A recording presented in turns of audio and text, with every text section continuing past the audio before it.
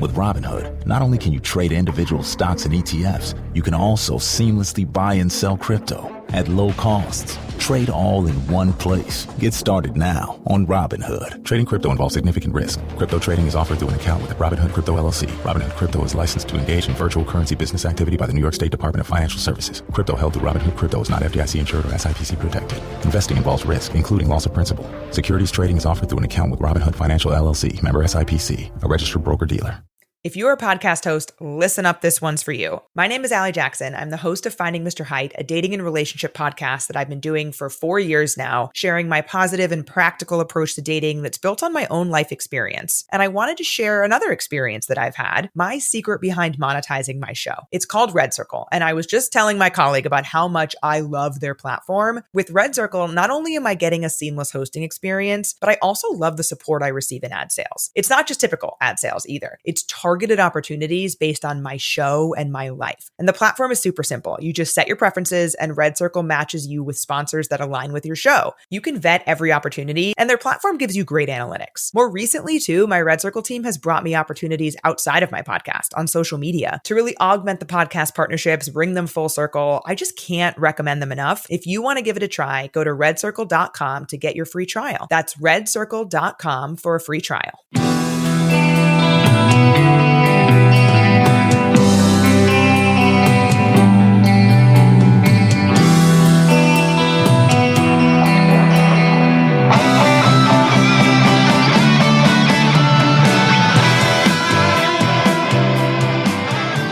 Welcome to Tunnel Talk, a No Facts, All Feelings wrestling podcast on the Social Suplex Network. I'm Allie. I'm Ann. And I am Leah. Welcome back. Okay, now who are you? You know me, you love me, and I have not yet been replaced. Wow, her clear bell-like voice is sounding a little strident. A little strident bells, yeah. There were a lot of people on the old internet being like, oh, Blorb was great, Blorb was wonderful, can Blorb be there permanently? Blorb should be there all the time. Can we just have Blorb? No, you have me.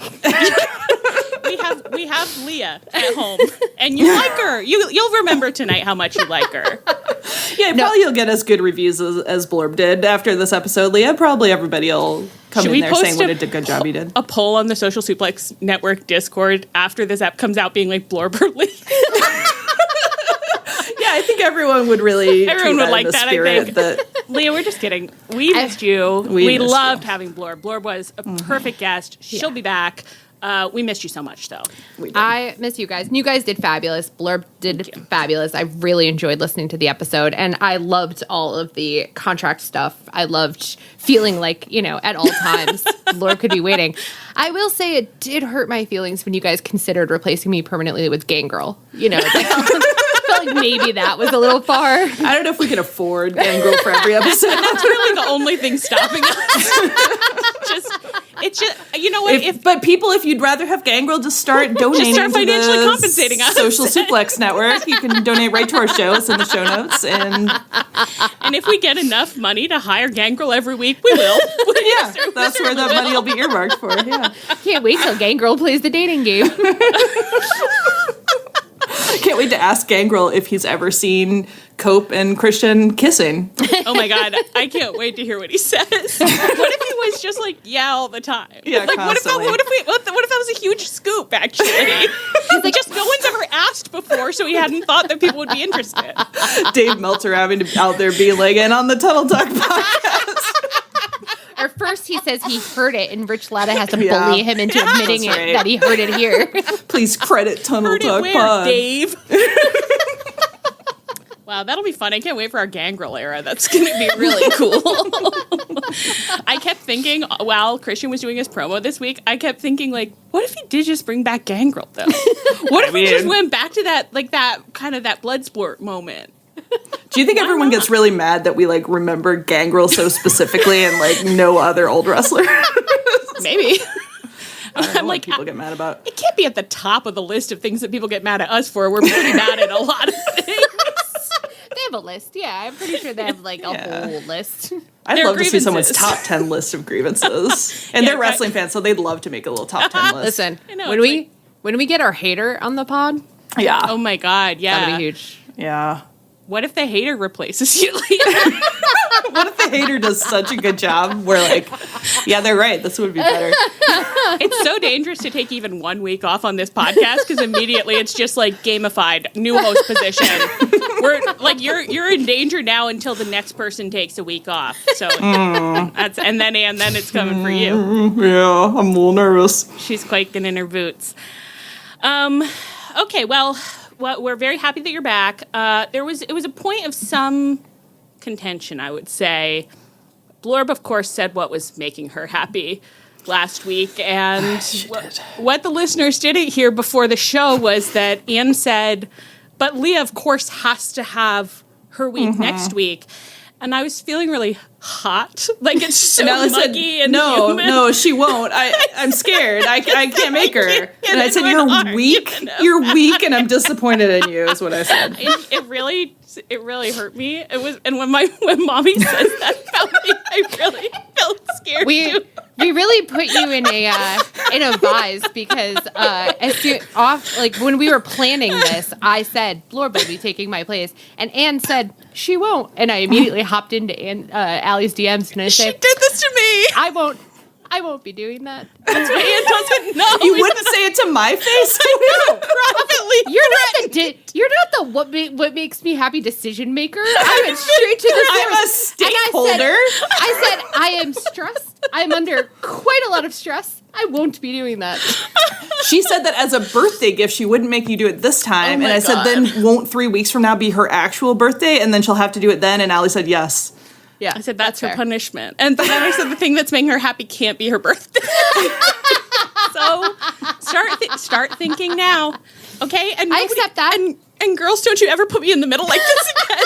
Because it's been really frightening for me, to be honest. I was saying everything in public to both of you, and Leah was the one going to put pressure on you privately, which I think was inappropriate. She pulled me aside for a chat. I'm going to pull you aside for a chat. Now I think as punishment, she should say what's making her happy. I'm so scared.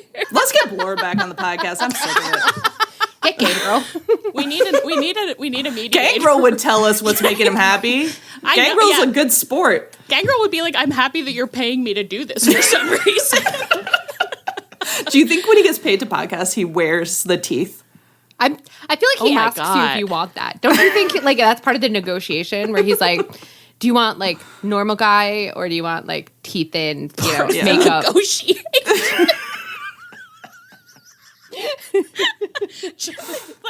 I think that he'd probably get that out of the way at the front of the scene. I don't know why, but did Gangrel not get dental surgery to get those teeth permanently? He did. He got. Okay. I forgot. I can't believe that I remembered that. But again, for some reason, we've remembered everything we've ever learned about Gangrel, despite the fact of not learning anything about guys we see all the time.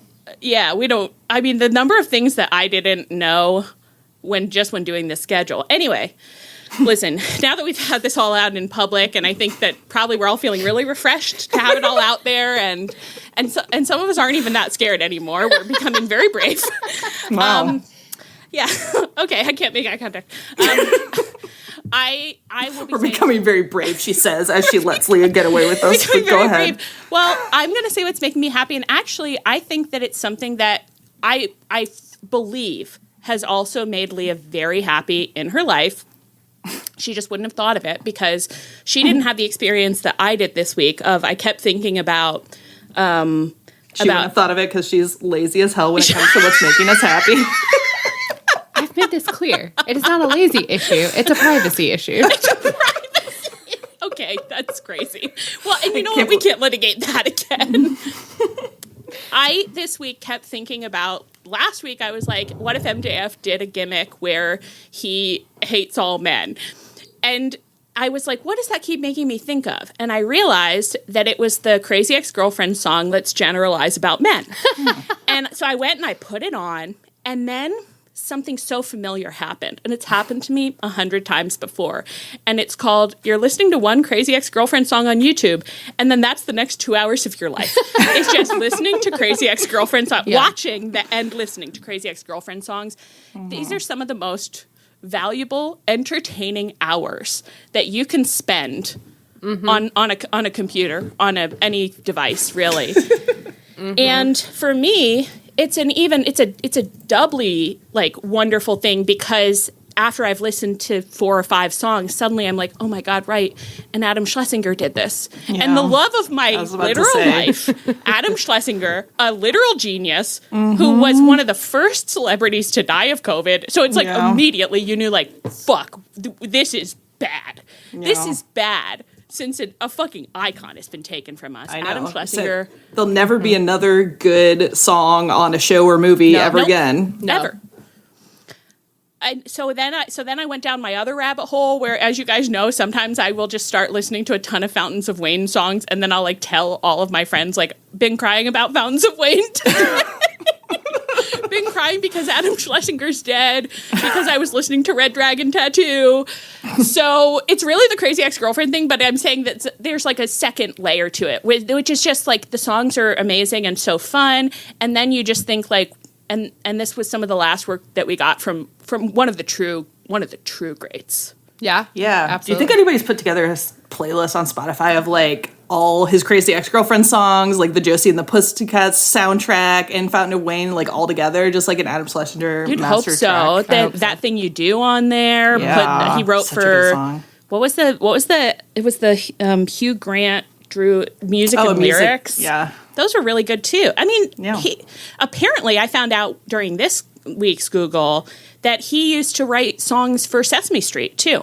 Oh, really? Oh, I didn't know that. Yeah, he worked for Sesame Street.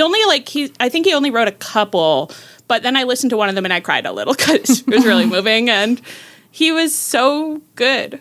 He was really so good.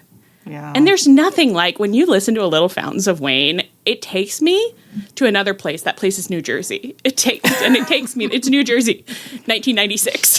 I love being there. Do you remember, and I actually think you were in that conversation as well, getting invited into a group chat with Trish, and within 24 hours, someone made it might have been Trish herself, a pretty casual and off-the-cuff like joke that was like, and Fountain of Wayne is like, one-hit wonders, and our heads spin around backwards and was like, Fountains of Wayne is actually a really important band, and they're actually fundamental. I think it was some of our, like, we really pride ourselves on being, like, civilized internet denizens. We enter a new space where, like, we take the temperature. We want to be polite. We don't want to overwhelm, It was a moment where it was like, I'm not civilized. I'm crazy. I'm take that back. crazy. You can't say that about Fountains of Wayne in front of me. You absolutely can't. It really was. Do you remember the scene on Community where, like, Jeff makes an offhand crack about Bare Naked Ladies and everyone freaks out and they're like, Bare Naked Ladies have won 10 Grammy Awards. How many have you won? That was basically what we did. Yeah. But we were right to do it. What else can I say? Like, it's like if you don't know about Mexican wine, I don't know what to say to you. You don't know about Bright Future in Sales. You don't know about Valley Winter Song. Grow up, okay? Yeah. I do think I hadn't realized that Adam Schlesinger had written like every song I'd ever loved out of like a TV show or movie until like I think in a conversation in our group chat where it was like, oh, am I a huge Fountains of Wayne fan without knowing it? Yeah. It's almost every time I look him up, and it happens a lot actually, I find out something new that he did that it's just like, oh God, we don't have anyone else. No one else is doing this work. Crazy. Yeah. That's everything you need to know about why that fucking Fleetwood Mac ripoff TV show sucked ass, because they didn't have, if they'd had Adam Schlesinger, maybe they could have written some actual listenable songs. Yeah, that's true. And they keep doing movies that are like kind of based around like that, like One Direction ripoff one. Hathaway did. And, oh God, that was bad. Yeah, and even Trapped could have used an Adam Schlesinger. I know, which is unfortunate because I think it was supposed to be a little showpiece for M. Night Shyamalan's pop star daughter, but even the greatest pop stars could use an Adam Schlesinger now and then. Yeah. Yeah. Mm-hmm. Do you think that maybe they're greenlighting these because like people are just like, yeah, and there've been lots of good songs in movies, so surely someone can do it, and they also haven't done the research, and then somewhere in the process they're like, it was all Adam. Oh yeah, God. No one can do it. Nobody can do it. No one who can write a perfect song in any genre at any time. Yeah. It's crazy. Yeah, I do think someone somewhere is like, how hard can it be? And then it's like, it really actually hard. turns out incredibly hard. Really fucking hard. And it's crazy to look at because I was like, what are all the songs that were ever on Crazy Ex-Girlfriend? So I brought up a list. And just going through them, it's like the number of these that are memorable, bops catchy, is, it's unreal. It's statistically improbable. Yeah. Yeah. And apparently when he died, he and, what's her name, Rebecca Bloom, they were working on a musical based on The Nanny. Oh my God. That sucks. Oh, COVID. God. That's fucked up. That is fucked up. He wasn't very old either. It's so fucked up. He had so many years left. Yeah, we could have gotten 40 more years of Schlesinger Nanny musicals.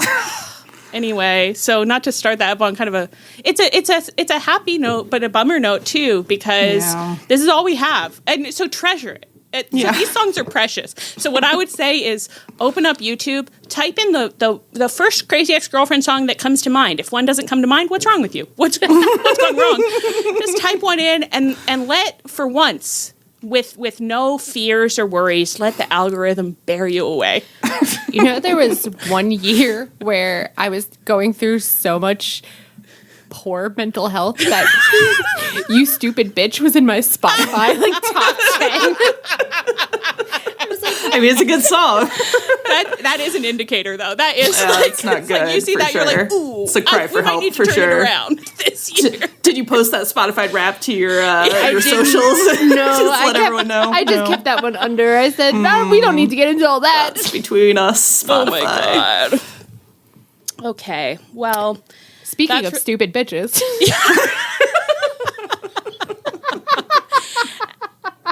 Speaking of stupid bitches, this week on Collision, Mox came out to the ring and was like, Darby Allin, remember 6 months ago when I literally murdered you? I pushed you down a flight of stairs and you're supposed to be dead. I thought you were dead. And now you're back. And then he had this whole thing. He said, you've been here for a few weeks, hanging out on the balcony. I know you're here. I don't know if you're in the lounge area, at the bar, hiding out in the bathroom or something. I know you're here. Why don't you come out and show yourself? I ain't got time for this. I ain't stupid. I just want to say up front, immediately, I was like, he's treating Darby like your bad cat. Like you're ill-behaved cat, and it's like you're trying to go to the vet or something, and you're like, I know you're here. I know you're here. He's looking under furniture. I know you're here. I'm not stupid. Darby appears on an upper-level banister. I guess gets spotlit. And Mox says, why don't you get your little skater boy ass down here, get in this ring, and we can have that tough conversation one last time. Hey, mother, hey, you stupid, you come back here and look at me when I'm talking to you. Now he's both a cat and a child. I was obsessed with that because I was like, well, if he's going to come down to the ring, he's got to go backwards and then go down the stairs and come out. Like, that's right. Did you think he was going to fly down? Okay, but think about who you're talking about. Yeah, I think Mox knows, like, if he didn't coffin drop, he's not coming out here. Because surely it would be the great joy of Darby's life to be like, you want me to come down to the ring? I'll just coffin drop off this banister. That'd be my pleasure. He's already wearing a harness otherwise, just like ready to go. Tony Khan wouldn't let him go out there without a harness because he was like, I know he's going to try to coffin drop. Yeah, and there's nobody to catch him. He's going to slam his little head right on the ground. Yeah, I would believe that he was like, Tony, please let me. And Tony was like, no. I said no. I'm practicing setting boundaries. Darby's just walking around in a harness full time like a child, like on a leash on a cruise ship. Honestly, that could be convenient because, like, it's because he wants to do dangerous stuff, but you do just put a leash on him sometimes, and then he just looks betrayed. Like, why would you? Why can't I go anywhere? Because you're a danger to yourself and others. Just cool it. So Mox goes barging off out of the ring in pursuit of Darby, and there's another segment where he and the Death Riders are in the the caverns of the ballroom, being like, here, Darby, Darby, come on out, young fella. There's nothing to be afraid of. At which point, Darby catches Mox unawares and I guess drags him. I thought he had a chloroform rag, which I was really excited about for some reason, but I think he just dragged him out and tried to throw him onto some train tracks, and security stopped him from doing so. I'd really love to see Mox tied to some train tracks, full of distress. Yeah. Oh, yeah. Mm-hmm. That would be, he could win Ham of the Year. Oh, yeah. Yeah. And he's really got that cartoon energy for it, like... Mm-hmm. Now more than ever. I mean, he's really... And then Eddie could come rescue him. Eddie could come rescue little Darby, or little Mox. Mox. Yeah, I got confused. I don't know why that happened. I mean, I would also like to see Darby tied to some train tracks, but he would be like a wet cat about it, whereas I think... Different energy, Mox would be like wiggling like a little worm, being like, oh no. Oh no. Officer, please. Won't someone come save me? There's a train bearing down on you. Oh God, the energy tonight. Yeah, I do think that Darby's side would be, he'd just be so cranky. Like he's like, I'm gonna die. This isn't even fun. This isn't even fun for me. He was hoping he'd die, like jumping a monster truck over a house. Yeah. Right. He wants to be an active part of it. He wants to be like, Darby died while doing X. He's like, please let me be the cause of my own demise. He's like, can I jump off a train? I'll do that. Yeah. It would be like you rescue him and immediately he's like, should we try and fucking hop the train? And then should we like ride like on top of it? And should we have a fight? And it's just like, I rescued you. None of that has to happen. You're fine. We're safe. Just let the train go by. All right. So then on Dynamite, Mox fought Speedball Mike Bailey and it's not for us to know why that happened, Could it be because of backstage shoot reasons? Maybe. There's some fun little rumors flying around in the old IWC, and then journalists all jump in to say, I heard that too, which I think is real cool. And what you see the Wall Street Journal doing, really, when another newspaper reports like, I heard that months ago, actually. The kind of a top, like, Washington Post headline, like, we heard that too. Yeah, I think that the news this week was that everyone was like, MVP hates Speedball Mike Bailey. And then I guess backstage they were like, we can't have people saying that kind of thing about Speedball Mike Bailey. Let's get them in some matches. Let's get them in some matches fast. It's called damage control. They really went for it, which is so funny considering the things that they have not damage controlled. I think maybe Tony is now taking backstage heat very carefully. And he's like, oh, do you guys not like each other? Should we all get into therapy about it? I hope he's paid for a permanent backstage therapist mediator. So it's like the second there's a hint of a problem, he's like, down the hall to the left, room 305. And I don't want to see you again until you figured it out. And I do get a report from the therapist, and if they're mandating more sessions, I will be told. Yeah. I will be told. Yeah. They like come down the hall with a little form from Tony Khan that they have to get the therapist to sign before they can leave. That's my new favorite imagine. Okay, so he fights Speedball Mike Bailey. I think no one was supposed to be ringside, but of course the Death Riders were trying to interfere, so Speedball's normal lover, Kevin Knight, got in there to defend him, which is beautiful. And Darby Allin also appeared to, the recap said, incapacitate and drag off Wheeler Yuta, which I love. Made him sound like just a little rabbit animal. Yeah. So Mox wins the match and then takes off after Darby and Yuta. And eventually he and Marina, I think maybe Claudia was there, who knows, they find Yuta stuffed into a body bag outside the arena with a note reading "Forbidden Door" stuck to his forehead, and Darby drives by cheerfully in a big car. Like, I think I've said everything that has to be said. Yuta really looked like so traumatized too. He looked like he was about to cry. And I mean, I'm sure being stuffed in a body bag with a sign stapled to your forehead isn't a fun experience, but it wasn't tough. No, he was very embarrassed. And Darby looked so smug about it. Like when he came by in the truck, he was like, "Did you see the note? Did you see that? That was so cool." Isn't that fun? You didn't know it was in there, but then you unzipped it. Forbidden door. Forbidden door, baby. I have to say, okay, so first of all, I thought this match rocked. I thought it was really, really fun. Yeah. Speedball's wrestling is so, like, it's just very, what am I trying to say? Startling at times. Startling. Yeah. Like, it gets your attention. Tension grabbing. Yeah. So crisp. Yeah. Yeah. Yeah. I mean, and they were doing flips in like, it just felt like innovative ways. They did weird things with them, which I enjoyed a lot. Yeah. And Mox also seemed like really animated and there. And I didn't notice this when we were watching the show, but I saw on Twitter that spot where Mox like disappears off camera and Speedball's gonna like jump on him. And then he's like suddenly in the ring again. And it did the way that they videotaped it was like, oh, that looks so magical. Yeah. That looks really, really good. Yeah. Yeah. It is. I really think it's very visible how much fun Mox is having again. And when Mox is having fun, I'm having fun. So I know. I'm very pleased. And I am now just fully like, and the Bucks did that. The Bucks came back and they said, hey, I think you forgot what a fucking blast this is supposed to be. Guys, should we have fun? Should we have fun? You just be our middleman for one night and you'll remember why you loved this. Don't you think Mox's energy in kayfabe is so funny too? Because his vibe is really like, did I get beat? I don't feel like I did. And it's like he's not playing it like he's delusional, like in a way where like the walls are closing in on him. It's just like he genuinely...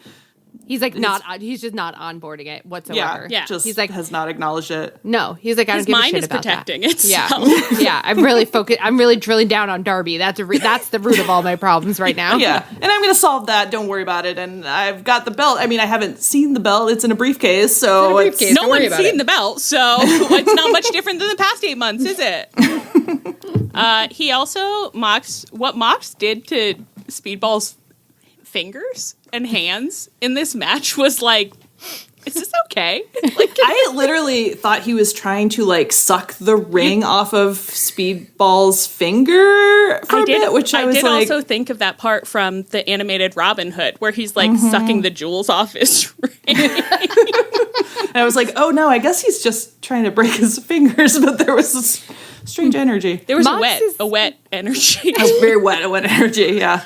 Mox is the ultimate king of extremely erotic violence. We're just like, Yeah. okay. And he's always looking for new things to Yeah. do. Like he's like, I've done like kissy and a back scratch a lot. Is there something I could do that like would titillate and concern people in equal parts that's new? Like I guess suck on a man's fingers real hardcore in the middle of the match. Yeah, you have my attention, sir. Yeah, no problem at all. And he and Kevin Knight did a kissing pose that was so erotic, Oh my and I was God. not expecting. I was startled. I sat up. Yeah. And they're gonna fight next week. Yeah. And that's, on your Love Islands, when a couple gets put together, like Kevin Knight and Speedball have been, this kind of thing is called testing the relationship and is very important when they're exploring other connections. Oh, yeah. So, And if the Mox test is the hot new bombshell. yes, Mox Yeah. is the bombshell. And if the test goes well, then maybe Speedball and Kevin will be exclusive. They'll close it off. Wow. Well, I hope that, I mean, in this case, it's like, I feel like, you know what, I'm not sure I can say anything. So actually, let's actually move on. Any overall Darby Mox feud thoughts before we cut to the ancillary topic? I'll only just say that when Darby first came out of the balcony, he had a little bit of a Phantom of the Opera vibe where he like swooshed his like shoulders in this way where he was like, Christine, I've been watching you. Okay, the idea of Darby as the Phantom and Mox as Christ. it is pretty perfect, yeah, when you say it that way. And then who is his Raoul? That's the real question. Oh my God. Wow. I wish we were just having like a Phantom of the Opera sing-along right now. Should we completely ignore the rest of the schedule and just I'll Spotify share some tunes? Yeah, I mean, like, I know we can't, but like, I don't know, should we be bad? People are like, the new episode of Town Talk, well, the first 20 minutes were good, and then don't know. You'll have to listen to it. I love the first 20 minutes are good. We didn't talk about wrestling in those. Like there were about like 5 clear minutes of wrestling talk, and then they transitioned into their Phantom of the Opera sing-along. Sing-along, yeah. All right. I agree with that. That's great. Okay. So MJF opened Dynamite with a backstage promo in which he said, Seabiscuit, because of your cowardice, you refuse to give me a world title shot here in AEW unless I execute my contract. Because of that fact, one of your close friends is going to pay. And then he transitioned into this promo he was cutting about Mark Briscoe. He said that Mark Briscoe probably won't go to heaven to see his brother again because MJF is going to drag him to hell. And then he called Delaware a dumpster fire. And I want to say we're just happy to be acknowledged. We are just happy to be acknowledged. And I don't. It does kind of feel great to get trash talked when you're from a smaller state, doesn't it? It feels so good. I think you guys actually got to see a really classic little moment when we were at All In. And Mark Briscoe came out, and I got to turn to my brother and go, "Oh my God!" And he's from Delaware. And my brother was like, "He's from Delaware?" And his wife Melissa was between us, being like, "Yeah, people are from Delaware." It's like, you don't understand, okay? We're the second smallest state, so. Are you really the second smallest? Wow. Yeah, only Rhode Island is smaller. Population or land area? Or both? I don't know. I actually don't know. I mean, I have to imagine. Actually, I don't know. Because then I suddenly thought, like, how many people are in Montana? 3? Yeah, I think Wyoming's the smallest state population-wise, actually. So yeah, so it must be land area. It's a very little state. Hey, should we have some more Delaware facts? Let's transition into that for another cool 20, and then okay. So MJF and Briscoe main evented. I think the match was fine, but I was quite sleepy, and I can't say that I was super invested in this. MJF won by pinfall because the ref missed that Mark Briscoe had his foot on the ropes.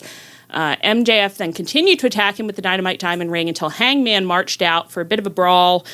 He attempted to buckshot MJF, like kind of hauled MJF into the ring and attempted to buckshot him, and MJF slithered out. And MJF had also gotten finally fired from the Hurt Syndicate. He got his third, you hate to see it, his third thumbs down from MVP earlier in the night. So not, in some ways a good night for him, but in some ways bad. I will say I did like the face acting he was doing while MVP was kicking him out, because he was very subdued and very like little boy sad in a way that worked for me. There was a vibe of like, nothing's gone right for me this year, and I really had all my eggs in this basket, and now I really don't know what to do because I had a lot riding on this, which I liked. Yeah. I thought his energy in that scene, I agree that he had that sad little boy vibe, and it did make you feel like MJF should be as a character quite manipulatable in a way that like people often don't seem to try and manipulate him that much. Yeah, right. And they should, because he's really susceptible. Like, you know, it's like, say one nice thing to him. Like. Right. That's the thing people should have taken away from the Adam Cole thing, is that it's like, it doesn't take that many nice things before MJF's like, should we be best friends? Yeah. It's like someone should be trying to use MJF. Yeah. For a change instead of, and it was very funny too, like in this whole segment, MJF was like, MVP, leave those guys behind, and like, you can help me win the belt. And it's like, how? I thought we just wanted them for their muscles. Like, what was the plan? What was ever the plan here? We saw MVP wrestle. It's not going to help you out. No. But I did like that speech was like a little like, choose me, pick me, love me. And then no wonder, like, no, typical man. Typical man. Let's generalize about man. I did think also in the him beating up Mark Briscoe, like the vibe was very like he was still so upset about the MVP thing that he was really like losing his mind and taking it out on Mark Briscoe, which I thought he also like conveyed pretty well. So, I mean, still not happy with MJF due to his behaviors, but I did think this was a good episode for him. And it does feel like he's winning the breakup with the Hurt Syndicate. Like, yeah, I mean, that contrast isn't hurting anything for sure. No. Although, of course, to reiterate, no, it doesn't make sense. The amount of time that we've spent on that whole storyline and then how it's ended, of course, that makes absolutely no sense. But at the same time, it's a breakup, so someone's got to win it. And it does seem to be MJF. Maybe MJF's genius plan the whole time was like, I'm going to win the breakup, so we don't have to have any content for the relationship. Yes, he's been playing 4-dimensional chess from the very start. He says, I'll get them so angry with me. They can't bear it. But then somehow. Before we move on, I will also just say a minor thing about Mark Briscoe. Yeah. I think it's crazy that, wrestlers are all crazy, so I'm acknowledging that I just am a different breed. But it's crazy that Mark Briscoe lets MJF go so hard on his dead brother and then loses. Like, it's fine. Yeah. It's fine. I understand that wrestlers receive some sort of, like, grief, acceptance thing from using that in promos. I do get that. But I'm like, it's crazy that he lets MJF say this craziest shit about his dead brother and it's like, now go lay down.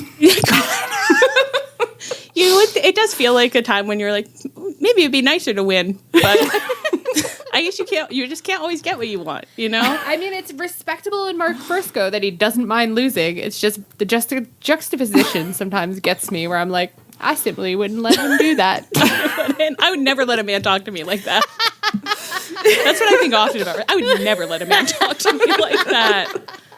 Absolutely not. I'd like to just say really quick, about how Hangman Adam Page looked in that white shirt when he came out to deal with this situation. Was there something you liked? Wooga. You saw something you liked? I saw. What did you see that you liked? Boob. I saw. Pretty frequently. Your Honor. Pretty frequently when I'm looking at Hangman, I just think, long hair, no bra, my type. That's my Hangman. I'd like to see you in a short skirt and a long jacket, if you know what I mean. I don't know. Like, there's something about when a man is wearing that white T-shirt and you see the boob under, it's better than the bare boob. It's literally better. His nips were really out, too. I mean, he was like Kardashian molded bra situation. Maybe he had that molded bra on. Oh, God. Maybe he's wearing that molded bra. He's too ethical. He's too ethical. You're right. He would be like, never buy Kardashian. It's my nipple, Skims. or we're not playing. Backstage, Tony Khan's like, do you want some fake nipple? And he's like, I won't allow that. All natural nipple is the ethical choice. Ethical.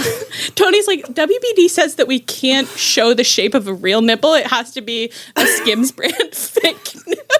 Skims brand. It's called Corporate Synergy.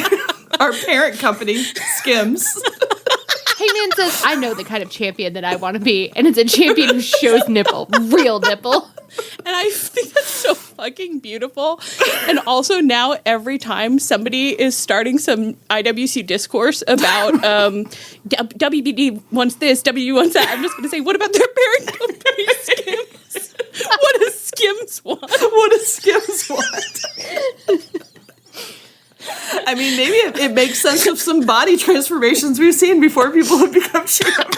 So that's Skims parent. Oh my God, they've got those Kardashian butt workouts. That's what's happening. That's why all the butts are so good now. The butts and the thighs. How much effort do you think it would take to persuade Trish and Sarah just casually discussing WBD's parent company? Oh, they're not going to like it? Do we have anything we could blackmail them with? Let's talk. Hey, guys, let's take this offline, okay? Oh, I've got a lot of blackmail. Let's discuss this. True. I've Perfect. got a lot of blackmail. Perfect. You'll be hearing more about that. Okay, Hangman is teaming up with JetSpeed next week to fight Dralistico, Roosh, and the Beast Mortos. So two parts of this. First, is there any reason for Hangman? I asked that in our channel because I was like, did I miss something? And the consensus is it's just faces teaming up, which is fine. I actually respect the idea of Hangman being like, as champ, I have to, try to unionize the good guys. All I'm saying is if you had time to film a Smarky Mark MVP and Speedball stupid promo, you had time to make Hangman shake Speedball's hand and say something, grounding.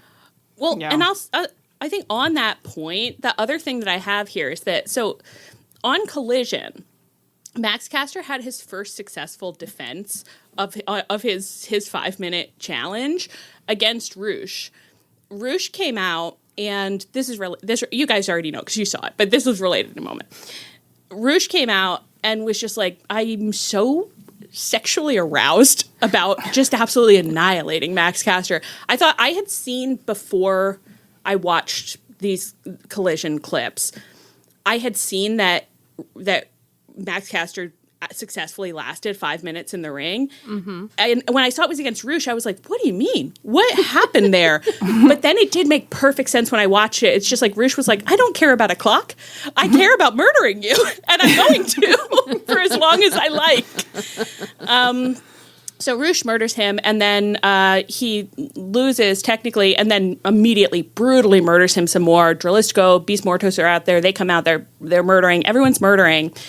And then JetSpeed and AR Fox come out to save Max Caster. And is there precedent for that? It makes no sense. It makes no sense. Max Caster? He's not As even Leah a said in our face. channel, none of this would fly on our pumps, okay? At our pumps? You would understand. You'd know if Max Caster had allies backstage. You would understand Honestly, the relationships. I think at our gas station we might have something that I'm going to call a friendship pump, that there's never any wrestling on. It's just all like 24/7 background friendship stuff that you can just go check in on now and then to like learn about friendships you didn't know about, you know? Yeah. That'd be nice. I just got so upset that I can't go to that pub. I know. That's all I want. Was it Taz who was like, oh, there are a lot of friendships around here that would surprise you or something like that? Yeah. A lot of clicks. Yeah. The most hateful thing he's ever said and not followed up on. Yeah. Ever. I think the idea of anyone, and I do think that Max Caster is being successful baby-faced by this gimmick. Hardcore, yeah. But at this stage, the idea that anyone would run out to save him from the fruits of his own, Right. you know, the consequences of his own actions, ludicrous to me. Yeah, I know. Even JetSpeed, who seems so nice. I would kill for a backstage segment where like JetSpeed is feeling very like proud of themselves and like, we're little heroes, we save people, and Max Caster says something repulsive to them and they're sort of like, oh my god, we're not coming out ever again. It is a little bit like, you know, like on Veep, how they all like bullied Jonah like crazy, but then every time he opened his mouth, you were like, oh yeah, you have to. Like, he's you have no choice. Yeah, it's so legit. Like, that's Max Caster for sure. Yeah. Man. Okay, here's an idea. So we're having all these, not that we don't always have this in wrestling, but we have a little confluence of all these like people saving each other. It's like, what's going on here? What if Hangman is doing what we've always said the world champion should do, and he's giving little locker room speeches, and he's like, if you see something, do something.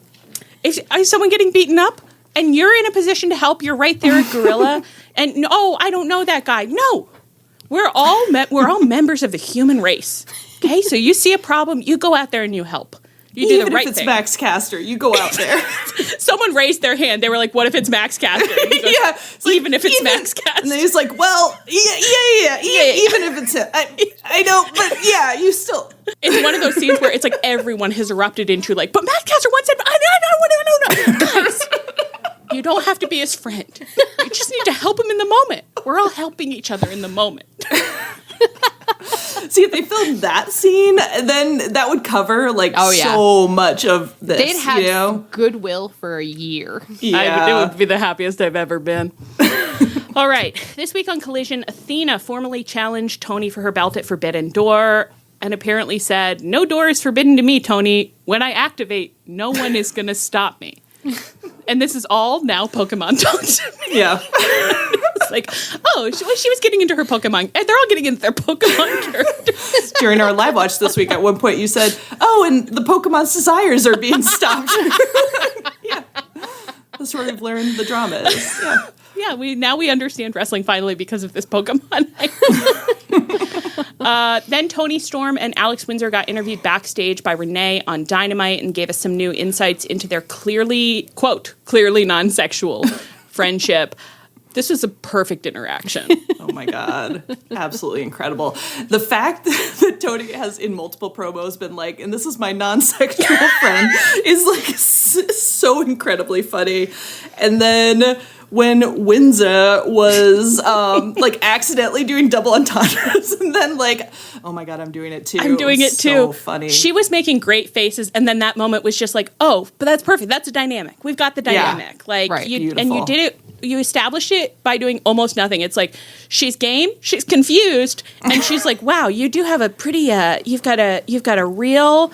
What am I trying to say? Like a big personality, and it catches you. It catches you in its grip. Yeah. You're a big porch light, and we're all just monks getting sucked in. My God, why have I been circling this light for an hour? So I thought this was wonderful. And then Windsah then fought Queen Aminata, Billy Starks, and Sky Blue in a Forbidden Door TBS title qualifier match. Athena attempted to interfere to give Billy Starks the edge, but Toni, clad in a caftan and a cheetah print headscarf, which I thought was a lovely little look, so good. Appeared out of nowhere, and she dragged Athena from the ring, and Windsah managed to get the win. Mercedes came out to confront Windsah because, of course, she has that belt, which we all know, and it's easy for us to track who has what belt, but she has that belt. There's not too many belts to track at all. No, certainly not. I haven't been confused by seeing any of them. I totally forgot to say in the MJF section, that was genuinely one of the scarier moments of my week was after MJF won his match and was holding up a belt, and I just thought he doesn't have a belt. What belt is that? And I just don't know about this belt. And I'm like, I truly was even scared to ask you guys, what belt is that? I was like, I have to go to a doctor.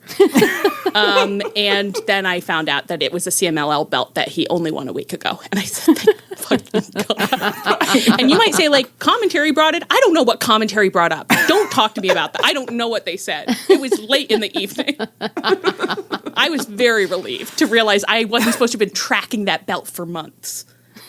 God. Anyway, so Mercedes has she comes out to be like, Windsah, we're going to be at it. And they did some really lovely kissing pose. I'm all in on Windsah. I love Windsah. I love her. So cute. She's so cute. Really charming me. And she was so funny with Toni this week that I was like, all right, you got a lot to offer. Not just the cuteness. Not just the cuteness. Everything about you. Your personality, your charming personality. So she does some kissing pose with Mercedes, and Mercedes has come out. I think this is innovation. She has how many belts now? 8, I believe. 8, I believe. I believe 8 belts. And what had she done with them? She hooked them all to another belt around her waist, so they were like hanging in some kind of strange skirt. And then she got into the ring and started unclipping them one by one and handing them to Aubrey, who kept thinking she was done and going to turn away, and then there'd be another one. And Aubrey was honestly a contender for Mommy's Little Ham in this moment, because she just kept being like, okay, all right, no, another one. Oh, okay. I think she kind of like buckled at one point. Like she almost went to her knees. And I was like, is she going to kneel for Mercedes? That's not nothing. I don't mind that. But then I realized she was just hammily being like, God, they're heavy, which I love as well. There's really no wrong answer. So Mercedes had her belt skirt. And Toni entered the ring as backup for Windsah, but then she got snuck up on by Athena, who laid her out, and then Mercedes laid out Windsah, and then Mercedes and Athena exchanged kind of a long look that was like, well, we're both doing our own evils right now, but perhaps someday we'll touch again. And I like that very much. No complaints. And then I will. The only other thing is that as Athena was leaving the ring with Billy Starks was draped all over her in a way that was just like, and that's what a minion's for. Yeah. And that's what a minion is for, to just be like draped over you, like, oh, I love having an evil villain boss. And you're so beautiful. Yeah. It was great work. I feel like they're doing a really good job now with all the women of having like just a lot of interlocking storylines in a very fun way. Yeah, it is. And it's fun really for them nice. all to have personalities and motivations that aren't just like, you pissed me off in a promo backstage, so now I'm mad at you. You know, Yeah. like there's a lot of weird stuff going on. Yeah. A lot of weird big personalities. Yeah. Yeah. I don't know if it's like Toni at the helm, but I feel like all the women are getting weirder week by week. Like watching Mercedes this week, I was like, you are so much weirder than when you started, and it's so good, you know? Rocks. Yeah.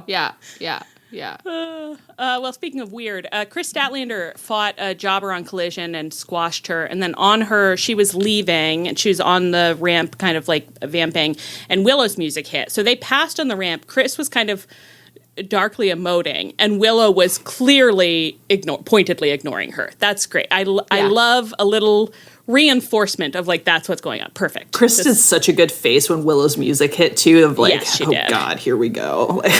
Yeah. So I thought that was a really nice, quick little touch. And then Willow was coming out to fight Tekla, which is the only thing that she'd been talking about all week. And Tekla had her new girl gang ringside for the match. So that's Triangle of Madness, and it's Sky Blue and Julia Hart and Tekla as goth girls. Not goth girls. Don't come at me. You know what I mean. Kind of like they're at Hot Topic. You know what I mean. They're alternative not girls. Alternative girls. You know the way like when you're in high school, it's like, you know, you don't have a really, really specific clique. Actually, it's just kind of like a number of girls who are a little off. Something weird about them, and it's like you'll find people who are a little more like you in college, but for now, you're all each other have. Yeah. So. Yeah. Have we talked about Triangle of Madness or? No, I think it happened on Collision, and I actually missed that announcement of their name, and I couldn't tell from what people were saying whether the Triangle of Madness was their new name or the formerly Patriarchy's new name. And I kept being like, I want to be able to figure this out from context because I don't want to have to ask. And so like it took me almost all week before I figured out who they were. Okay. Unexpected intergender feud idea. It's that the new patriarchy do also want to be called the Triangle of Madness. And so it's Kip Sabian, Nick Wayne, and Mother Wayne are having matches versus Julia, Sky, and Tekla for the name. Honestly, it'd be so fun. And I'd love then if they ended up by becoming a super group at the end. Oh my God, yeah. I think that'd be really fun. And to have Mother Wayne just saying things like, I always wished you were a girl. Finally, I have a daughter and not a wretched son. Okay, another hot new idea. Once again, our pumps, they'd be on fire with all the good ideas we come up with. They would be hopping. Okay, so Willow has this match. She loses. Post-match, she's getting beaten down by Triangle of Madness, and then Megan Bain and Penelope Ford come out to also beat her up, which is like, it's like they heard Hangman's thing and we're just like, well, I guess I'm a bad guy, so if I see something, I'll do something too. Just get out there and make it worse.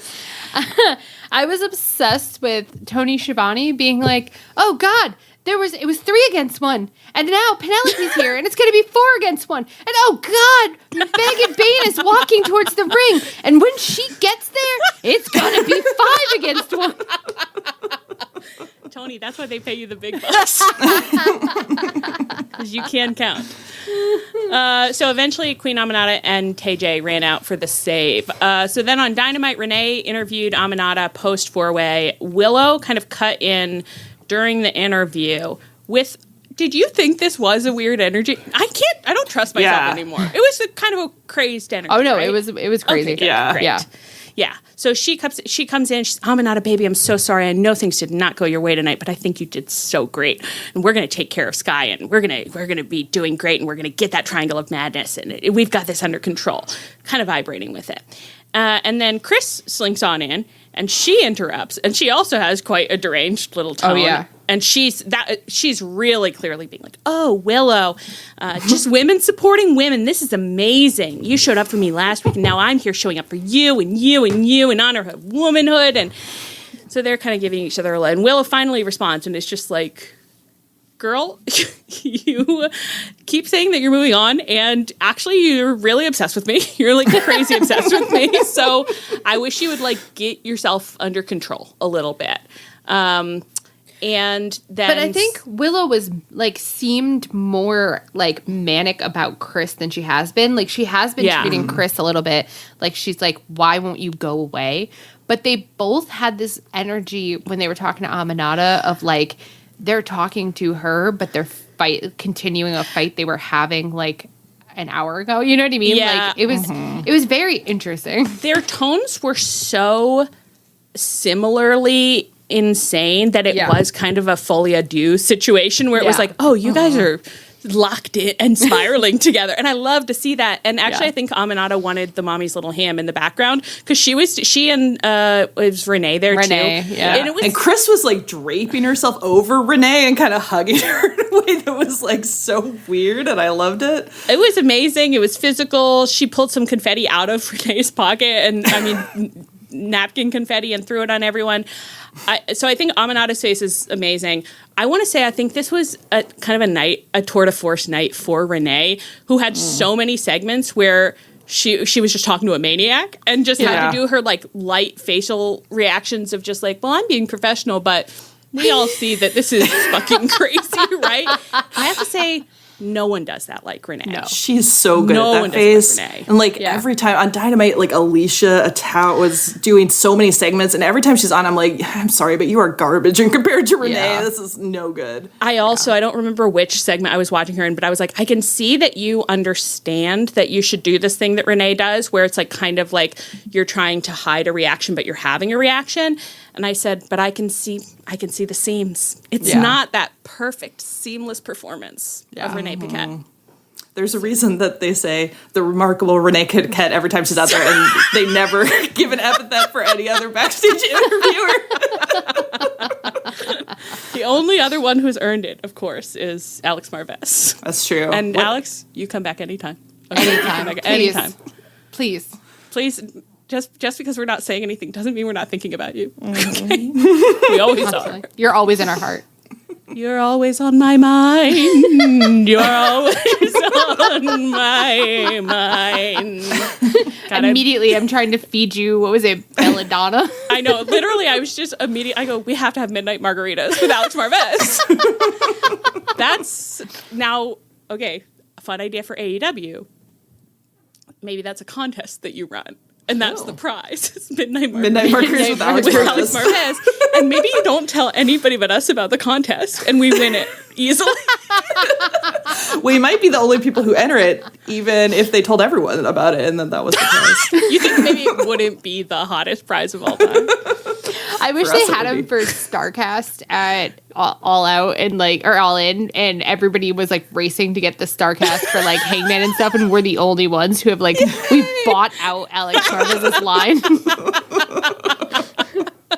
Like, we don't want anyone else to get to experience it.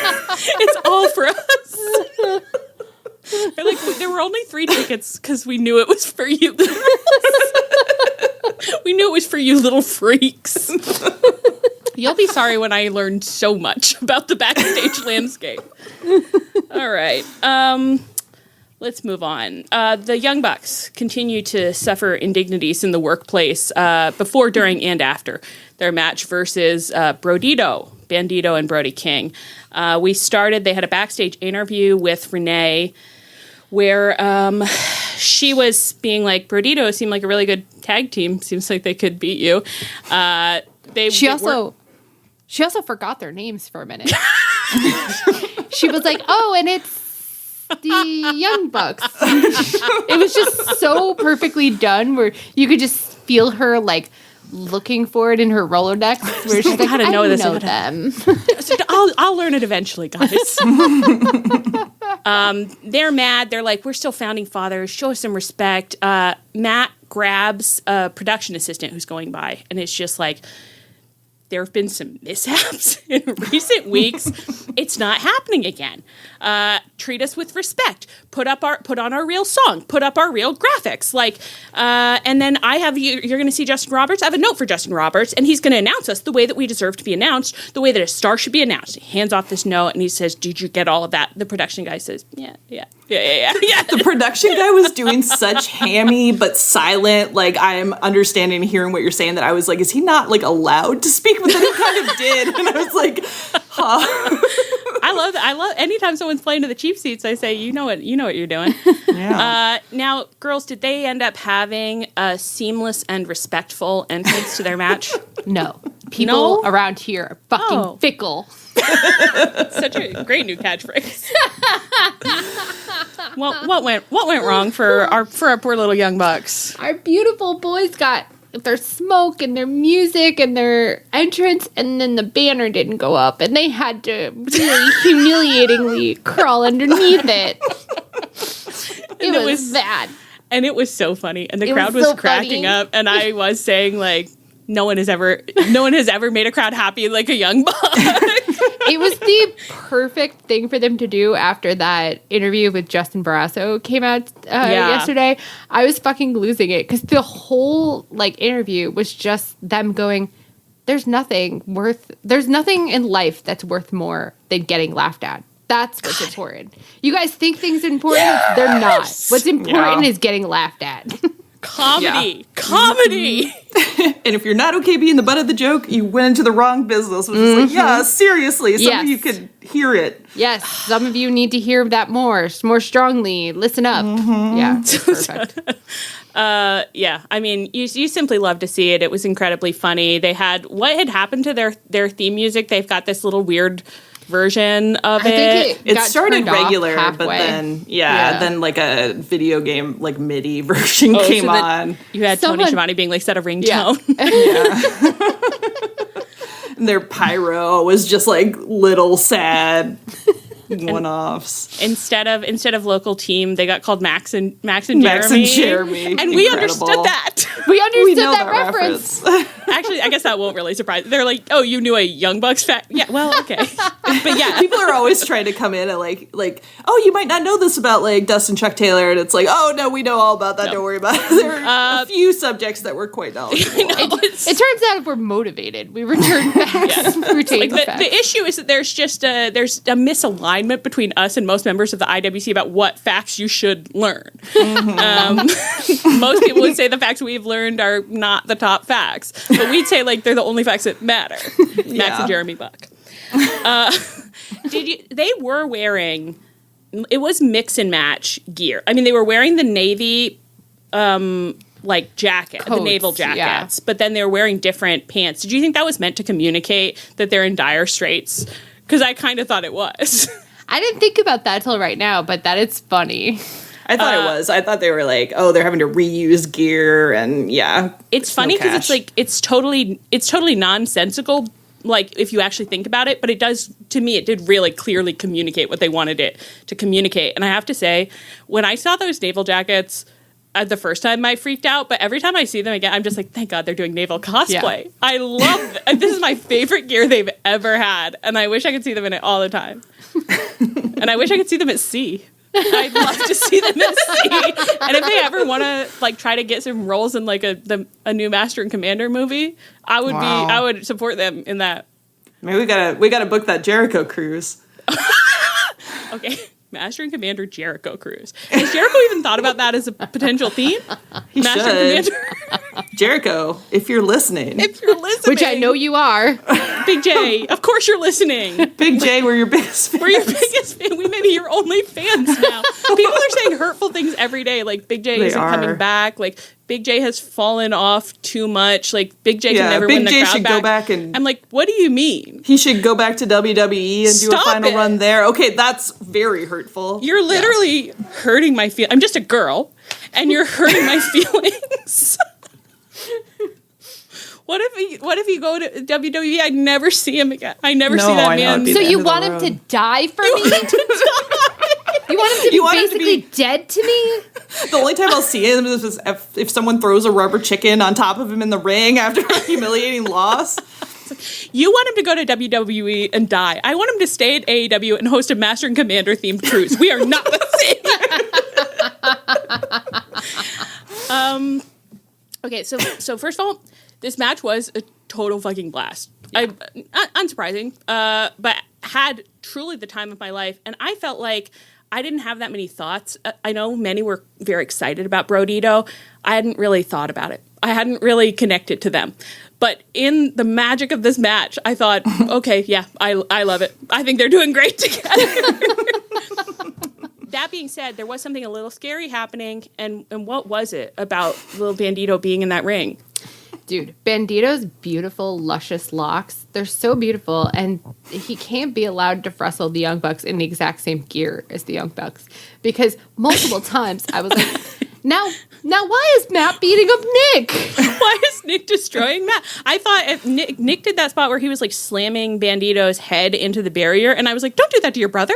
You love him. Stop. Oh, God. Okay, yeah. And in fact, at the end, because we were all wanting the Young Bucks to lose so that they wouldn't have to fight FTR, and so they lost, and then Leah put a skull in the group chat, and I thought she had reverted to her old ways of being like, I can't root against him. I just never can root against him. And it turned out she just had thought that Bandito was Matt Jackson. I was like, oh, Bandito lost. Bandito took the pin. No, it was Matt. Bandito does have an absolutely perfect little body. Oh, it yeah. is. It was kind of the best body in the ring. Wow. Now that's Young Bucks hurtful. take those abs off. It's just because of those Talking about abs. It's just because of hurting your those feelings. abs. It's only because of those abs. You know that. Wow. You so know that. listeners, Allie seems to be appreciating muscles. She's a muscle girl now. No, it's juicy. He had that juicy. He had juicy. He juicy, Leah. It's not. They're not firm. They're soft. I'm playing that clip for Matt Jackson. Stop. I repent. I recant. I'm scared again. I didn't want to be scared again tonight. No, Bandito was really, really, really juicy, really beautiful. really good.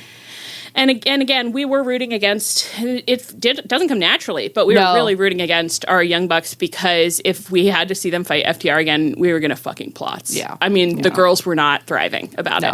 No, I was really scared. I was like, they don't have any other Forbidden Door matches lined up. This is going to happen to me. I'm going to have to pretend to fucking watch FTR again. This is terrible.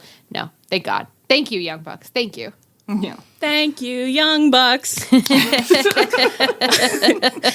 were happy to lose. They always are.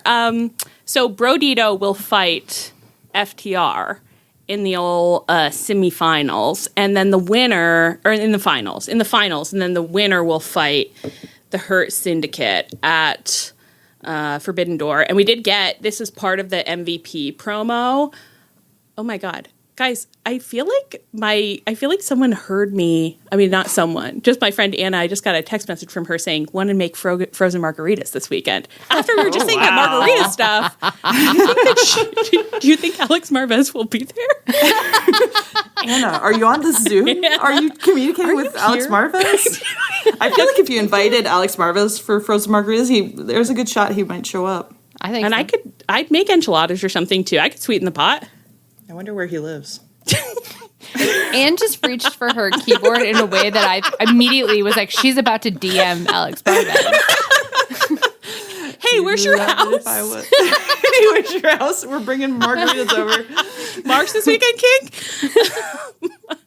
Okay, what was I fucking saying? Oh, the backstage promo where MJF was being a little manipulatable boy with MVP. At the beginning of that promo, before MJF showed up, MVP was being like, my boys love fighting anyone. No matter what you may have read in the dirt sheets, they're happy to fight and happy to lose.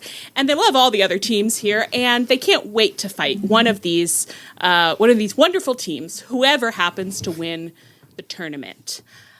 What do you guys think about, I don't know, where we're heading? FTR, Brodito, Hurt Syndicate. I could see Brodito going all the way if Hurt Syndicate allegedly wants to put over younger teams, and if Hurt Syndicate, as they seem to be, are a little concerned about the bad press coming out this week, which I would love. I would love that. Yeah. Yeah. I mean, I'm at my leisure to see a good, fun match that isn't just the Hurt Syndicate beating the shit out of somebody for, 10 minutes straight. So if they want to repair, honestly, I made jokes about it later, but that little backstage segment between Speedball and MVP was very cute. And if they want to turn things around and do things that are good instead of things that are bad, I am open to watching that. But listen, if you just end up fighting FTR and then like winning against FTR, like you deserve everything you get. But also, okay, so the thing that I don't think that would be good, but I don't mind watching FTR get humiliated, actually, so I don't care that much about it. I was like, do you think FTR are going to actually win? Like, maybe they would consent to relinquish the titles to FTR, and that scares me. I don't like that. That frightens me. No, it does feel very plausible, and it would be so boring. And many have said, like FTR they've been really well behaved this year. They've kind of been rehabilitating themselves. They've been doing a program that we even had a passionate interest in for a brief while before other things also got better on the show. Other things also got better on the show, and then they got Stokely, and I had said they need a spokesperson, and every day I hate myself. I hate myself for saying the combination of adding Stokely and Cope to their vibe ruined it. But, I mean, I'm not mad at them. No, but they've seemed to have behaved within the whatever. Yeah, it is true though. I keep thinking about the thing I think Leah said on a couple podcasts ago where it was like either hit a home run or hit yourself in the face with the bat. I don't want anything in between. And it's like they were hitting themselves in the face with the bat, and it was great. It was great. And now they're just out at first. It's like, because it was just banana peel time. It was just banana peel time every week. Full banana pump. Yeah. But so anyway, many have said, well, maybe they would be okay, and maybe we should give them the benefit of the doubt. And I'm not there yet. I'm not there yet because they've not given any indication that they would be an interesting pair of tag team champions. Because what are they going to do? I feel they'll just revert. Yeah. I feel it's just trading one Hurt Syndicate for another Hurt Syndicate. Yeah. Really, to me. Yeah. And they had such a long and boring title reign. It's like they owe me like a year of being fun before they can come anywhere near that belt. Right. And it's like ramp up the fun then. Maybe be a little funner than you're being. Yeah. If they were being fun right now, it'd be like, well, maybe, but... I feel trepidatious. I'd love if Brodito won. Yeah. Yeah, I think that'd be really fun. I mean... That's my top... Like, them winning in a good, interesting match would be, like, my ideal outcome. Yeah. Even them losing in a good, fun match is better to me than FTR winning. Yeah. Yeah. That being said, it really runs contrary to the beliefs of this podcast that two men who within the past month have become a tag team would be able to triumph. Yeah. You're not wrong.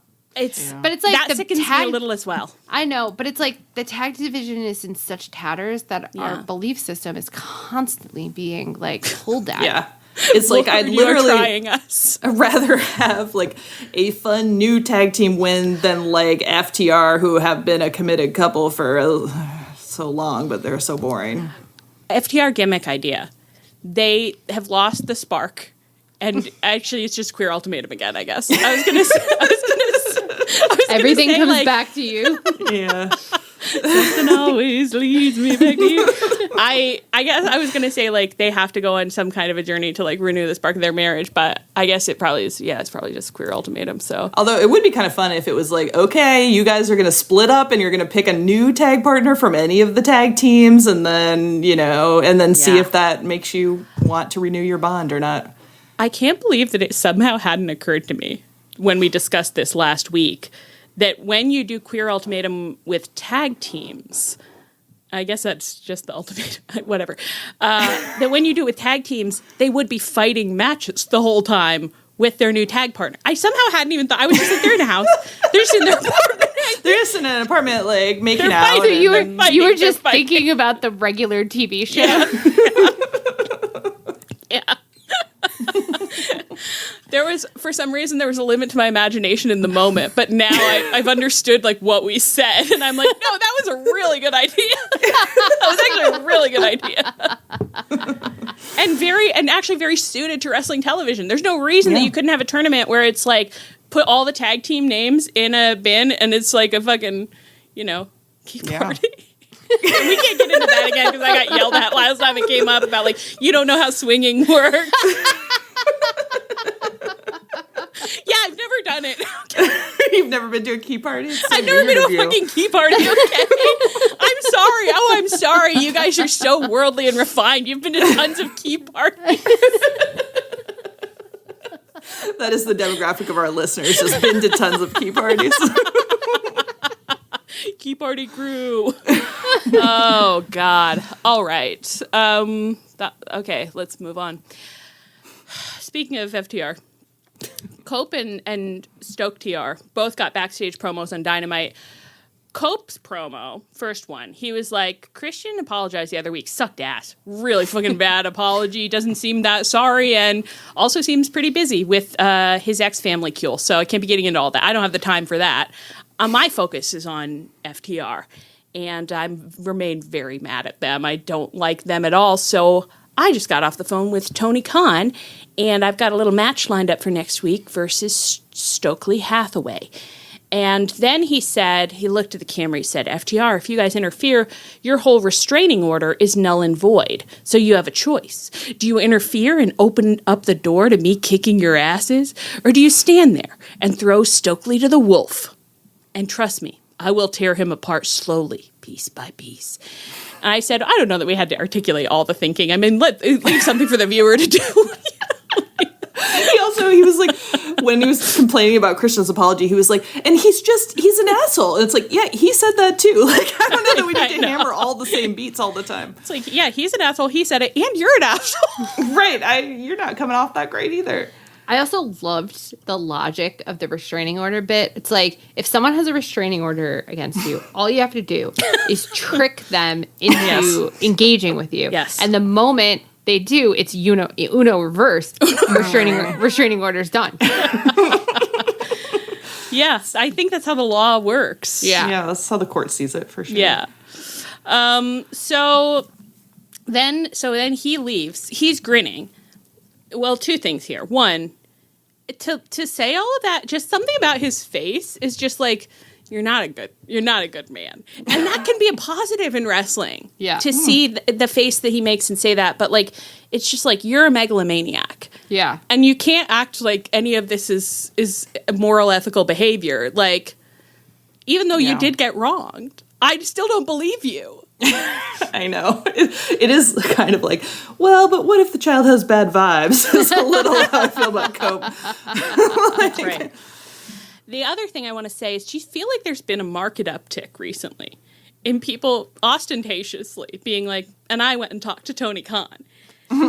If so, do you think, like, the major takeaway that I have about it is I think it's happened a lot throughout the time we're watching wrestling. Mm-hmm. And it is funny when it happens. But somehow over the past few weeks, I've gotten to the point where I heard that and I was like, okay, well, give him a break. Just why don't you have some kind of online portal where you can submit a match request? Like, are you guys using the tools that you're supposed to be using? Like, do you need some documentation about, like, how to ask for a match? Like, you can't all be going to stop it. He has a life, okay? Leave him alone. And that would be the funniest backstage segment, too, for Tony to have this hunted look on his face trying to cut through a corridor, and Cope pops out of nowhere, and it's like, I really want a match with Stokely. And Tony Khan, like, over one shoulder is like, Stokely, he's not even a wrestler. Leave me alone. Use the online portal. And Cope's like, it's not an option to choose him in the online portal. Tony's like, yeah, just use the online portal. Just use the online. Didn't we get you hooked up to Tubi? Use Tubi, please. Don't you have access to Tubi? The portal's there. It's Tubi. Tubi is for you. We get a little segment that's just like him, like, cornering Christopher Daniels and being like, you have to tell them to use Tubi. Please, can you just send out another memo this week? They're following me to my car, CD. I can't do this. Tony's driving away from the venue and someone just pops up in the back seat. And I'd really love to have a match with. Tony's screaming in the front seat and almost driving up the road. Oh my gosh. I just think let's get that HR, let's put that HR department to work, and let's just, have some boundaries, Okay, so then FDR got a rebuttal to Cope's promo, the gist of which is that they wish they didn't have to murder Cope, but they definitely will be murdering him. And Stokely had a funny little segment. He said, "I can't believe at your big age you have chosen to do that." Funny. He is very funny. He is very funny. He's very funny. This is the one that Alicia Atout was there and was trying to do some face acting, and I can't say that it was the greatest face acting I've ever seen. Just not that remarkable. It wasn't that remarkable. And then he ended by saying, he says, "Next week the fight continues in Cincinnati, Ohio, and I'm going to do it because that's what my boss asked me to do, and I'm going to do it with a smile on my face. I've written here, all of wrestling is a commentary on capitalism." So, I don't know. Reflect on that. Yeah. We're all non-wrestlers being threatened by wrestlers, and we have to do it because our boss is making us. And with a smile on our face. Our boss is saying, "I can't talk to him anymore. You just do it." Yes, fine. You can have the match. It's like, leave me alone. Christopher Daniels is maybe there being like, he doesn't have a wrestling contract. Tony's like, I don't care. Murder him if you have to. I don't care. I don't want to hear anything about this again unless it's through Tubi. Kyle Fletcher won the TNT title off of Dustin Rhodes on Collision by doing, I didn't watch the whole match, but I believe it to have been a very violent murder. And then he specially murdered Dustin's knee, but carefully. Waffly said on her podcast that he very, very carefully found the knee pad and then put the screwdriver there, which I thought was very sweet. I do think anytime wrestlers are really taking care of each other's bodies in the ring, I think that's quite sweet, and I endorse it. And I believe Dustin Rhodes he got knee murdered, and he is heading off to get a double knee replacement, I believe. Yeah. And I was like, wow, if he's doing both at once, that's pretty rough. My mom did them 4 months apart, and that was pretty rough. Well, if anyone's all our best, him and his all our traditional best, and to him and Cody, and I think if anyone's tough enough for it, it's Dustin. So you get it done. You big old Michelin. Mr. Michelin. No, that's not his name. Michigan J Frog. I have so much goodwill for him right now because I'm like, he really kept them talking until we got to our seats. He did that for us. And we needed him to milk We needed that for him, and he came through. Not many wrestling men come through for us, but hey, Mr. Frog, he did. He cried just the right amount of time. Yeah. Dustin Rhodes, you're our guy for life now. Not in that we want you to have any more titles or anything or really do anything, but we want your knees to be good. We want you to really like your new knees. We want you to have a really high quality of life, and you're welcome to cry on TV for us anytime again that you would like to. So thank you for that. Then on Dynamite, the Callis family had an in-ring segment where, for the first time in a long time, Don had brought some new art for his new, not that new anymore, but his tall, horny son. He said, this guy's going to want some weird art. And had a little promo back and forth about, thank you, Papa. I can't wait to see my art. I'm desperate for my art. Kyle was saying some Randy shit. Just really scary Randy. And then the art was revealed. And what did we see? Oh, what did we see? Oh, my God. It was Kyle naked with the belt around his hips. And then Don Callis kind of like next to him, but sort of cradling him. Like not naked, but with his shirt open. He's wearing a mesh shirt, actually, because I thought he was shirtless at first, but then in the close-up, it was a mesh shirt and then, like, jeans kind of, like, low at his hips. Guys. Oh, he's so ripped. Unbelievably ripped. I mean, we've seen him in an oil painting with Kenny before shirtless. Of course, I'd forgotten just how ripped, but that's on me. Wow. Yeah, and in kayfabe, he paints these himself, which I was interested to hear. I mean, he's quite talented. Very talented. Really puts a new spin on the Don Callis mansion, a place that I'm sick that we've never been back to. I know why. That dinner they had or Brian Cage was so out of the vibe dress-wise. Also in this promo, Don Callis said, "Why am I building the largest numerical faction in the history of pro wrestling?" Which I love that he called out how many people he's recruiting, because we have wondered how many bunk beds he could possibly have in his Because I think, did he try to, there was another Collision segment, I think, where he maybe was trying to recruit Shane Taylor again? Yeah. That could be wrong. Well, it's not clear because he's definitely taking advantage of Shane Taylor, but it's not clear how deep he wants that relationship to go. I can't stop thinking now about the Don Callis mansion. Like, it started out, it was like, that's a place where he's training them. It's serious. It's evil. More and more, like, as more and more men join, and then we learn that Don Callis is working on his oil paintings. It's like, I'm imagining more of like a Little Men Joe's Boy kind of Joe's Boys kind of vibe, where it's just I can see that. boys are running. It's a boys' school. Boys are running rampant. Who knows what they're getting up to? Don Callis is just like working on his art and just occasionally being like, "Brian, stop hitting your brother." They're sliding down the banister. They're taking care of the chickens out back. Like, they're getting into all kinds of mischief. It's one of those things where he's like, "Who saved who?" I think it might actually be quite wholesome. And if you don't want me to think that, show me the mansion again, cowards. Yeah. Show us the unwholesome mansion if it's not wholesome. If it's actually a place of rank evil, put it on TV and let us all see it. Let us all see the bad stuff happening there. Otherwise, I'll continue to assume it's fun. I love that you're saying this after a promo in which Don Callis had some of the most frank, horny vibes about Kyle, where it became clear that I was like, somebody should be a mandated reporter. Get Kyle away from this man. And Kyle's like, "No, don't." Kyle has a nice big age. Okay, if he and Don want to have some kind of something, that's fine. They're grown, consenting adults. Allie, please. There's an age gap. Kyle is child coded.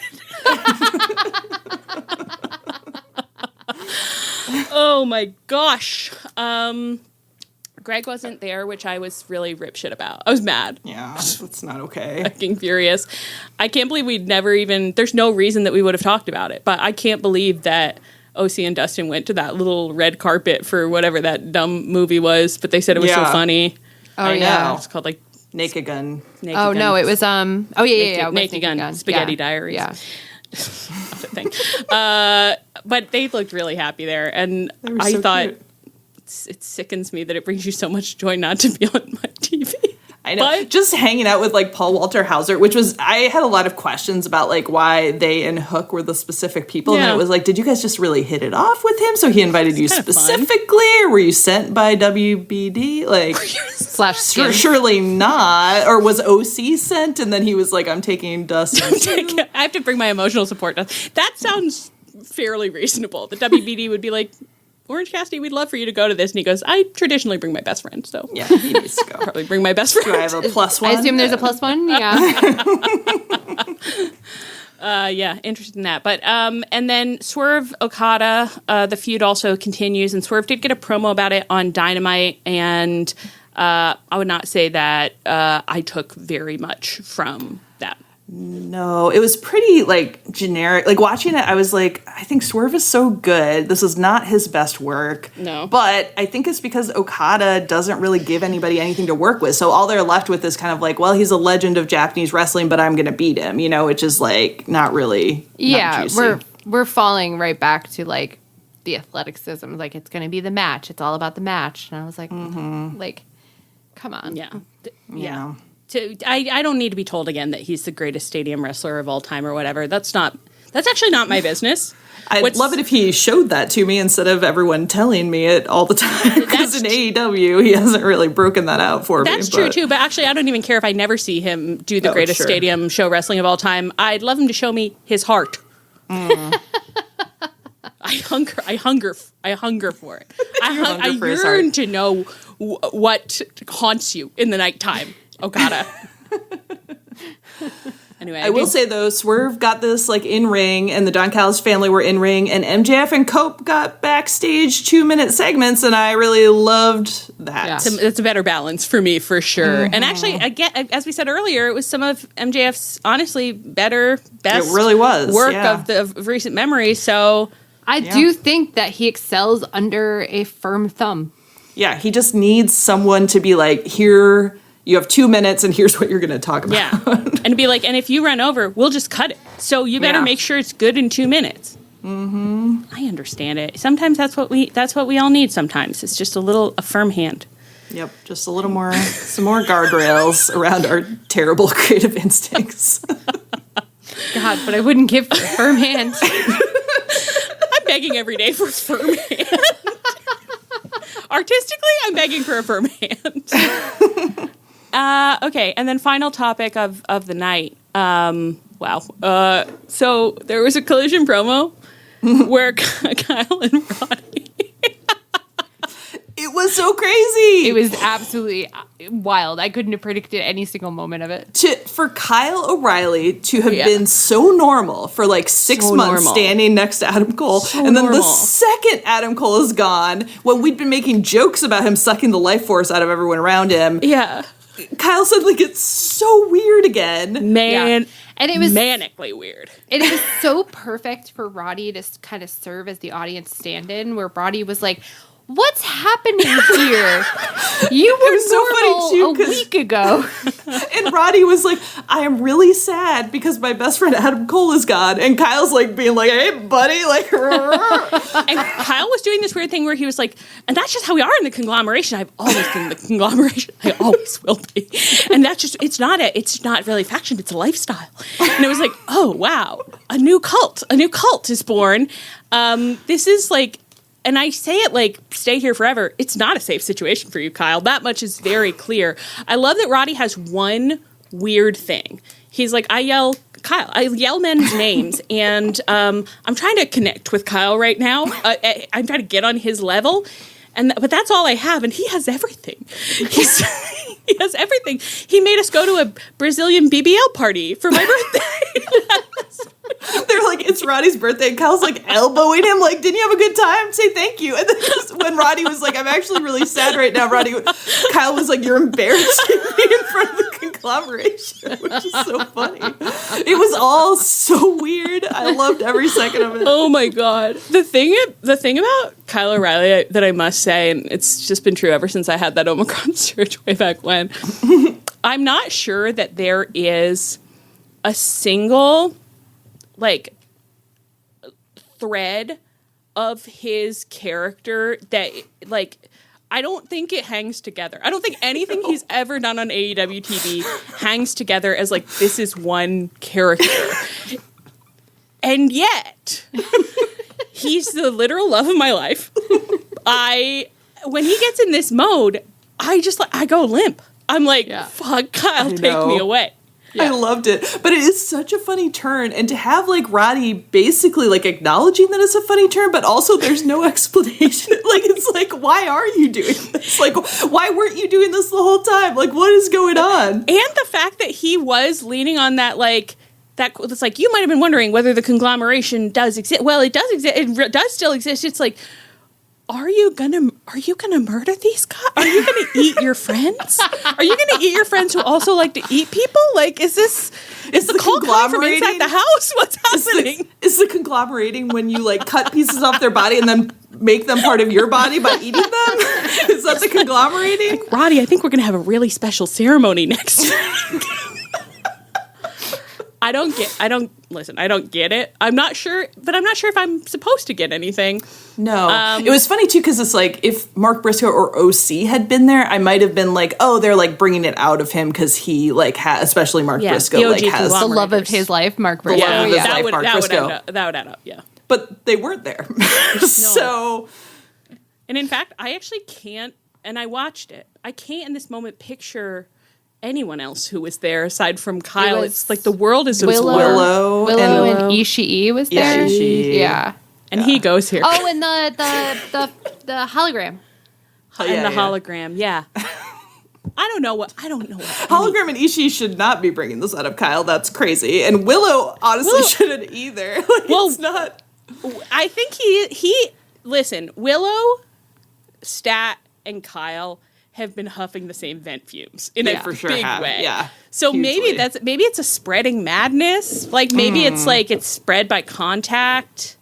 Contact. It'll be interesting to see what Roddy gets up to next week, I think. Yeah. I have another idea for our pumps, though. Perfect. Remember that scene from New Girl when Nick is in the pool with the older Asian guy who's like holding him as like Nick tells him all his problems? I'd like to see Kyle and Ishii do that.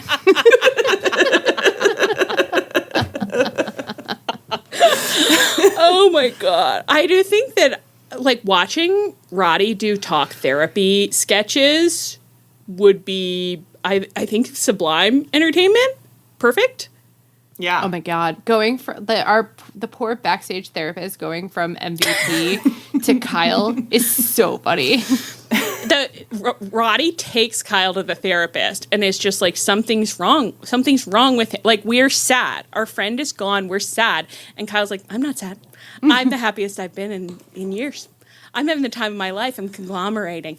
The therapist is like, I have to, one moment please, I have to put in a request for a pay raise on Tubi really quickly. I've got to go to the online portal Tubi and request a pay raise. Someone this week, and I'm sorry, I forget who, brought up that apparently Roddy said that Adam Cole taught him how to love, and that learning to love his friends like led to him learning to love women. And I like need to go seek out. Was that a shoot thing? Yeah, or like on a promo? shoot podcast. I'll be honest, I was startled as you started saying it, and then I thought, like, yeah. I could see if I had an Adam Cole in my life, I could see him being the person where it's like, and I realized that love is everything. I realized that it's so important to give and receive love in this world, and that's the only thing that matters, and he taught me that. It's so funny for that end of that story to be like, and so I married Marina Shafir. Well, he'd learned about love, and then she taught him about fear. Yeah, there you go.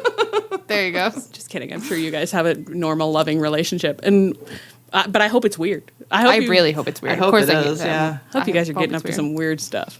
Was there anything you want to talk about that you didn't get a chance to talk about?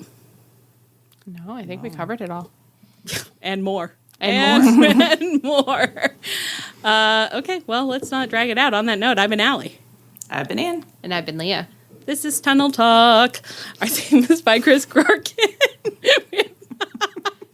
I don't know. Dude, that sing-along has really been haunting you this whole podcast. This is Tunnel Talk. Our theme's by Chris Corkin. You can find us on Twitter, Tumblr, Twitch, and Blue Sky at Tunnel Talk Pod, via email tunneltalkpod@gmail.com. We have a souvenir stand. You can find it at chop-tees.com. And yes, our souvenirs are illustrated by Blurb, who you heard and loved last week. You can find us on our feed, on the Social Suplex Network feed, where you can check out all the other great podcasts on the network, and you can find us on the Social Suplex Network Discord. Maybe there'll be a poll there waiting for you. Please rate, review, and subscribe to us wherever you get your podcasts.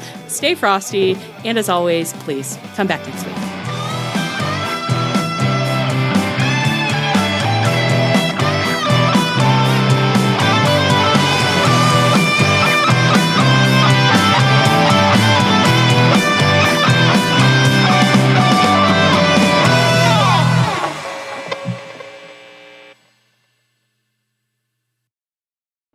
Life is a workout, and Smoothie King is here to help you power through.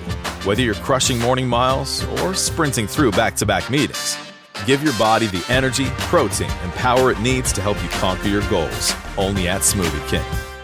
If you're a podcast host, listen up, this one's for you. My name is Allie Jackson. I'm the host of Finding Mr. Height, a dating and relationship podcast that I've been doing for 4 years now, sharing my positive and practical approach to dating that's built on my own life experience. And I wanted to share another experience that I've had, my secret behind monetizing my show. It's called Red Circle, and I was just telling my colleague about how much I love their platform. With Red Circle, not only am I getting a seamless hosting experience, but I also love the support I receive in ad sales. It's not just typical ad sales either. It's targeted targeted opportunities based on my show and my life. And the platform is super simple. You just set your preferences and Red Circle matches you with sponsors that align with your show. You can vet every opportunity and their platform gives you great analytics. More recently too, my Red Circle team has brought me opportunities outside of my podcast on social media to really augment the podcast partnerships, bring them full circle. I just can't recommend them enough. If you want to give it a try, go to redcircle.com to get your free trial. That's redcircle.com for a free trial.